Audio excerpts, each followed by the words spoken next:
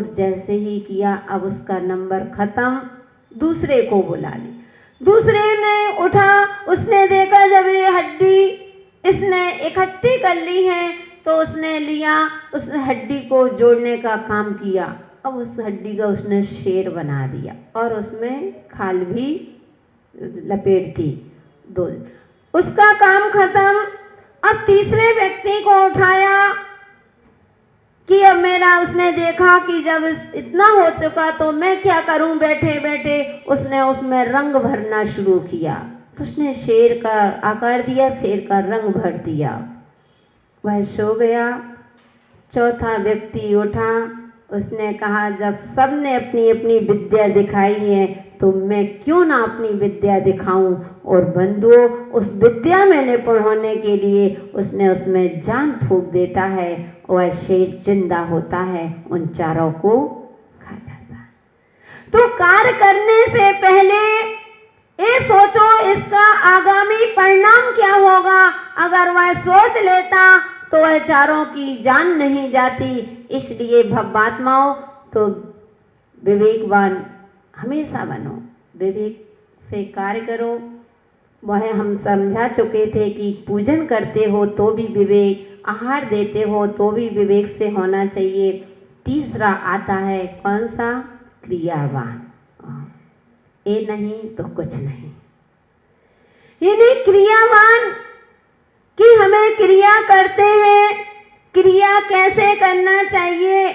अब हम मंदिर में जब आ ही गए हैं, विवेक पूर्वक हाथ पैर धो करके वो मंदिर में प्रवेश करते हैं, तो अब हमारी क्रिया प्रारंभ हो गई है कि हमें कैसे मंदिर जाना, किस तरह से मंदिर जाना है। मंदिर में प्रवेश करते हैं, सबसे पहले निश्चय निश्चय बोलते ना, ओम जय जय जय जय निश्चय।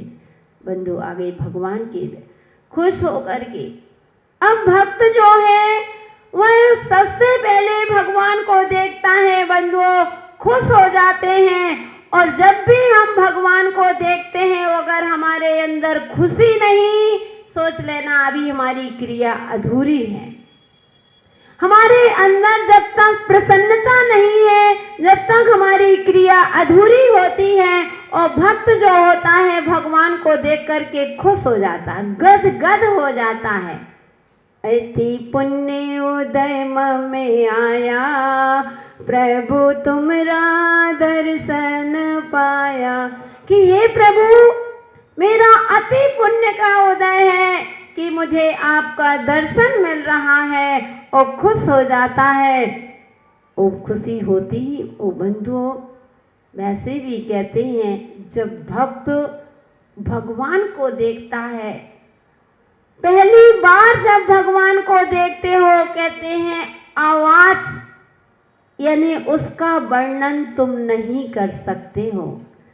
जो खुशी जो कभी पहले सम्मेद शिखर जी ना गया हो, कभी महावीर जी ना गए हो, कभी कोई गोमटेश बाहुबली ना गए हो, मांगी तुंगी नहीं गए हो, और पहले जब अब जा रहे हो, और पहला दर्शन जब भगवान को देखते हो, एक दृष्टि पड़ती है, उसकी क्या खुशी होती है, उसका वर्णन आप शब्दों में नहीं किया। आवाज यानी कोई शब्द नहीं है। इस खुशी का वर्णन हम शब्दों में नहीं कर सकते हैं। कहने में भी आता है कि आज हमको दर्शन करके ऐसे इतना अच्छा लगा, गुरु के पास जाकर के, आज गुरु के चरणों में बैठ करके इतना आनंद आया, ऐसे आनंद की अनुभूति हुई कि उसका हम शब्दों में वर्णन नहीं कर सकते। कहते हो ना, तो बंधुओं सोच नहीं। इसलिए भगवान के सामने उत्साह पूर्वक जाओ। और जो क्रिया कर रहे हो मात्र उच्चारण में नहीं, आचरण में भी होना चाहिए कि हमारी क्रियाएं बस मुख से बोल दिया और आचरण में कुछ नहीं है। आज सबसे बड़ी दुनिया की सबसे ज्यादा दूरियां हैं तो मैं कहूंगी उच्चारण और आचरण की हैं। उच्चारण में कुछ और होता है और आचरण में कुछ और होता है। हाथ कहीं हमारे जुड़े हुए हैं और हमारी क्रियाएं और चल रही हैं। आज हमारी क्रियाएं मुख में राम बगल में छुरी, गंगा गए सो गंगादास और जमुना गए सो जमुनादास। रघुपति रागा राजा राम और जैसा ही मौका वैसा ही काम। ये क्रिया, ये सब में क्रियाएं नहीं, ये मिथ्या क्रिया है कि जहां देखो जैसे वैसा काम कर रहे हो। इसलिए बंधु हमें अपने जीवन में उसमें आचरण में लाना है। हमें अपने जीवन में जब तक हम आचरण में नहीं उतारेंगे, क्योंकि जैन दर्शन आचरण पूज होता है। आज साधुओं के चरण क्यों पूजते हो? चरण ही क्यों छूते हो? और आज वैसे भी बंधुओं लोगों ने चरण छूना बंद कर दिया है। आप लोग कहते हो कि माता जी घुटने में दर्द होता है, दवा बताओ। अरे घुटने में दर्द क्यों होता है, कभी विचार किया क्या? घुटने में दर्द इसलिए होता है क्योंकि आप लोगों ने चरण छूना बंद कर दिए हैं। घुटने छूते हैं, पैर पड़ेंगे ऐसे पड़ेंगे, यहाँ लगाते हैं, यानी घुटने छूते हैं और घुटनों में हमेशा गैप होता है, इसलिए घुटनों में दर्द होता है। जैसा छुओगे आचरण तो वैसे लाओगे। इसलिए कभी घुटने, पहले के समय में लोग झुकते थे, तो चरण क्यों, साधु के चरण क्यों छूते हो? क्योंकि उनका आचरण अच्छा होता। जिनकी आचरण अच्छा होता है बंधु, उनके ही चरण छुए जाते हैं। तो क्रियावान यानी हमें जो क्रिया कर रहे हैं आचरण में लाने के लिए करोगे वही क्रिया। हमारे आचरण यानी सही आचरण होना चाहिए। जब राम और सीता दोनों जन बैठे थे और सीता कहती है कि हे प्रभु मेरे चरण सुंदर हैं, और राम कहते हैं कि नहीं सीता मेरे चरण सुंदर हैं। दोनों में संवाद हो रहा है, संवाद चल रहा है। सीता कहती है कि मेरा चरण सुंदर है, मेरे आपके सुंदर नहीं। राम कहते हैं मेरे चरण। ध्यान रखना, संवाद और विवाद में बहुत अंतर होता है। संवाद जो होता है उसमें दोनों की जीत होती है, और विवाद जो होता है वहां दोनों की ही हार होती है। इसलिए राम और सीता के बीच में संवाद नहीं, विवाद नहीं, संवाद चल रहा था। वह कहती है स्वामी मेरे चरण सुंदर हैं, और वह कहते हैं कि मेरे चरण सुंदर है। अब कौन निर्णय करे?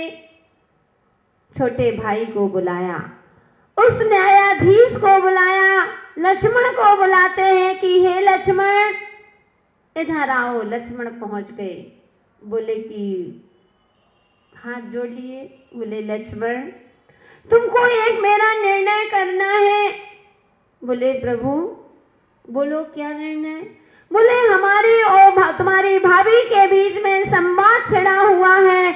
मैं कह रहा हूँ कि मेरे चरण सुंदर हैं, और भाभी कह रही है कि मेरे चरण सुंदर हैं। इसलिए इसका न्याय तुमको करना पड़ेगा कि किसके चरण सुंदर हैं। लक्ष्मण ने हाथ जोड़ लिए, प्रभु क्षमा करना।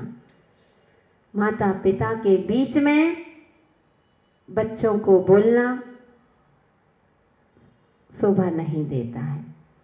दो जनों के बीच में फटा टायर बनना ये अच्छा नहीं होता है। उसने कहा नहीं भैया क्षमा करना। बोले नहीं लक्ष्मण आदेश है, तुमको तो न्याय करना ही पड़ेगा। जैसे ही आदेश मिला, अब आदेश को टाल नहीं सकते। लक्ष्मण अपने असमंजस में पड़ जाते हैं कि मैं किसकी बोलूं। अगर मैं भाभी का पक्ष ले रहा हूं तो भैया कहेंगे जिस थाली में खाता है उसी में छेद करता है, और भैया का पक्ष ले रहा हूं तो भाभी कहेगी कि लो अपने भाई भतीजा निभाते हैं, मेरा कौन है यहाँ पर, मेरी कौन सुनने वाला, मैं तो वैसे ही पराई घर से आई हूँ। आदि आदि महिलाओं की सोच तो फिर देखो हंसी आ गई ना, समझ गए होंगी। इनडायरेक्ट बात बहुत जल्दी समझ में आती है। तो अब वह सोचते हैं क्या करे। फिर भी लक्ष्मण ने अपने जैन दर्शन के अनुसार शादवाद का सहारा लिया, अनेकांत का सहारा लिया, क्योंकि जैन दर्शन एकांतवादी नहीं अनेकांतवादी होता है। उसने जैसे ही पक्ष लिए और चरण तो भाभी के देखे और भैया के देखे तो कहा भैया चरण भाभी के सुंदर हैं। भाभी खुश, बोले भाभी अभी नहीं, इतनी जल्दी मत बहो, अभी आपके चरण इसलिए सुंदर हैं क्योंकि आप भैया के पग चिन्हों पर चल रहे हैं। तो भैया खुश हो गए, देखो मैंने कहा था ना। उन्होंने कहा भैया अभी भी बात अधूरी है, अभी बात पूरी नहीं हुई। बोले अब तो हो गया कि मेरे पग चिन्हों में चल रही तो मेरा पग सुंदर है। उन्होंने कहा नहीं। बोले भैया भाभी के चरण इसलिए सुंदर हैं क्योंकि आपके पग चिन्हों पर चल रहे हैं, और भैया आपके चरण इसलिए सुंदर हैं क्योंकि आपका आचरण सुंदर है, इसलिए आपके चरण सुंदर है। इसलिए भव्यात्माओं, जीवन में अपने आचरण ही पूज होता है। तो श्रद्धावान, विवेकवान और क्रियावान, क्रियावान यानी अपने जीवन में आचरण में लाइए। जितना पढ़ते हो, भगवान की भक्ति करते हो तो उच्चारण से ना हो, आचरण में लाने का प्रयास करें और सम्यक क्रिया करें। मिथ्या क्रिया नहीं, झूठी क्रिया नहीं, दिखावटी नहीं। अगर इस तरह से क्रिया चल रही है तो अनंत पापों का बंध हो रहा है। इसलिए भव्यात्माओं, अपने भगवान को देख करके भक्त खुश होता है, आराधना करता है, उपासना करता है और उपासना करके अपने जीवन का कल्याण कर देता है। इस प्रकार से वह व्यक्ति जाकर के तीनों का चिंतन करके अवैतिकी का भी त्याग कर देता है। धर्म स्नेही प्यारी प्यारी भव्यात्माओं, अपना स्वाध्याय चल रहा है।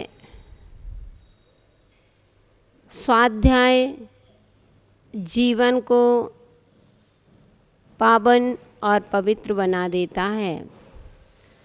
स्वाध्याय करने से जीवन में बहुत बड़ी उपलब्धि होती है। आज हमारे पास अगर स्वाध्याय है तो सब कुछ है, और स्वाध्याय नहीं है तो कुछ भी नहीं है। कहते हैं श्रावक के आवश्यक कर्तव्यों में भी स्वाध्याय कह दिया। देव पूजा, गुरु उपासना, स्वाध्याय, संयम, तप और दान। 12 तपों में अंतरंग तप में स्वाध्याय को लिया है। स्वाध्याय जिसमें स्वयं का अध्ययन हो वह स्वाध्याय कहलाता है। आज के समय में स्वाध्याय की परंपरा बिल्कुल लोप होती जा रही है।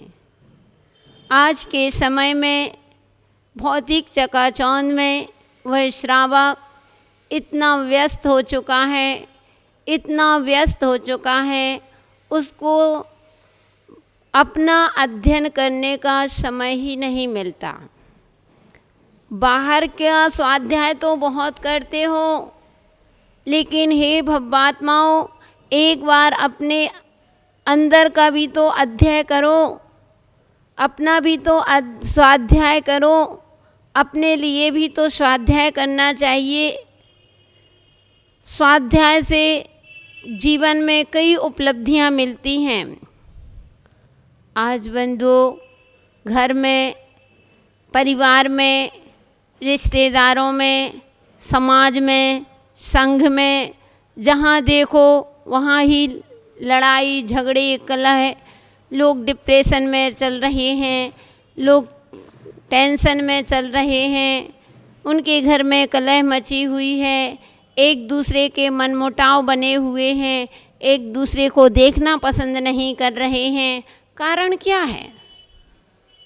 इसमें सब आपके स्वाध्याय की कमी है। आप एक बार स्वाध्याय करो।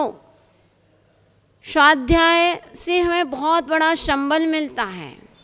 स्वाध्याय करने से बहुत बड़ी, ऐसा लगता है जब स्वाध्याय करते हैं और फिर कोई बात कहीं से आती है, सुनते हैं तो चिंतन करते हैं, मनन करते हैं, जो स्वाध्याय किया है उसको जुगाली करते हैं, चिंतन करते हैं कि अरे मेरे पास क्या कष्ट है, मेरे पास तो कुछ भी कष्ट नहीं है। देखो फलाने व्यक्ति के अथवा उन महान पुरुषों का चरित्र उठाओ, उनके ऊपर कितने कष्ट आए। हे जीव, कितना कष्टों को सहन करके उन्होंने अपनी आत्मा को परमात्मा बनाया है। और तुम सोचो कि मेरे जीवन में कष्ट ना आए, मेरे अंदर विपत्ति ना आ जाए और मेरा जीवन में संपत्ति की कमी ना हो, मेरे जीवन में संपत्ति ही संपत्ति मिलती रहे।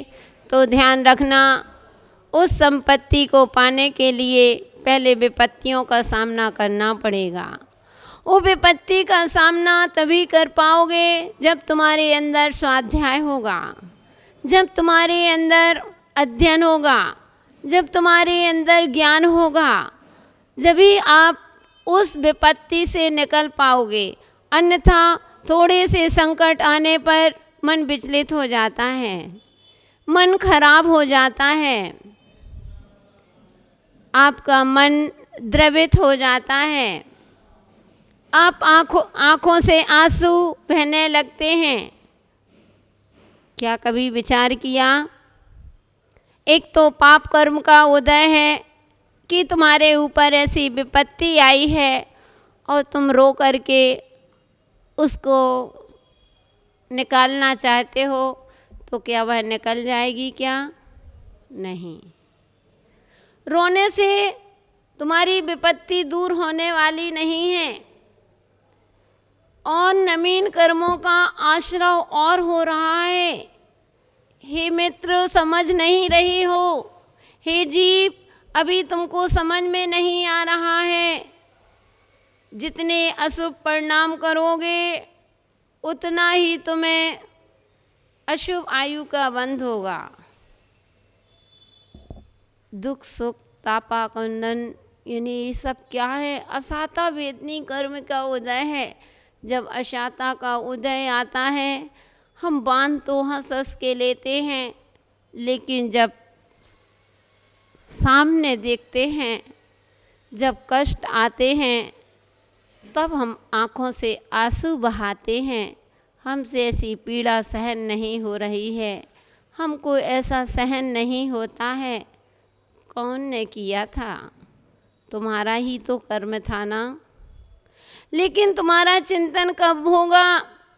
सुचिंतन कब कर पाओगे? जब आपके पास स्वाध्याय होगा।